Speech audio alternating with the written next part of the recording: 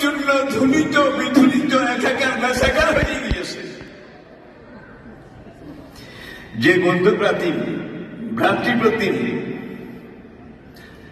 বাংলাদেশ অব্যবহিত পরে পুরো বাংলাদেশে বহির্বিশ্বে মানিক জোড়ার মতো আমরা এই দুই ভাই একত্রে কোরআনের দাওয়াত, দ্বীনের দাওয়াত এই কাজ করেছিলাম সার্বক্ষণিকভাবে।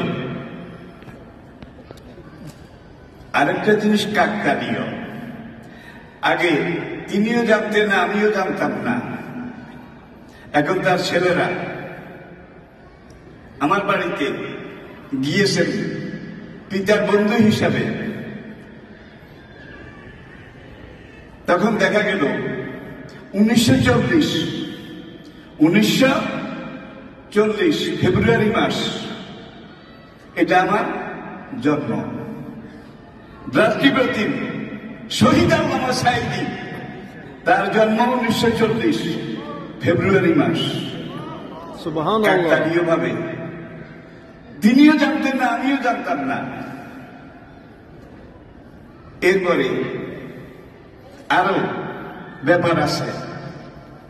শপথের কর্মী হিসাবে দ্বীনের একজন দায়ী, একজন রাই, একজন নকিব হিসেবে একামতে দ্বীনের এই ময়দানে 1974-এ, তখন আমাদের মূল সংগঠন ছিল আন্ডারগ্রাউন্ড। ঢাকা হোটেল ইডেনে আমাদের দুই ভাইয়ের শপথ হয়েছে একদিন একত্রে একই মজলিসে।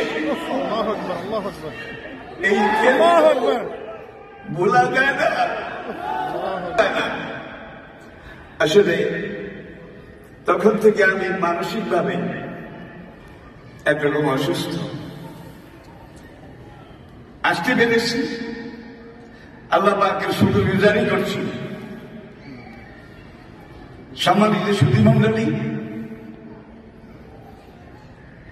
ইবলিস যখন জান্নাত থেকে তাকে বহিষ্কার করা হলো, এখান থেকে তুমি বেরিয়ে যাও,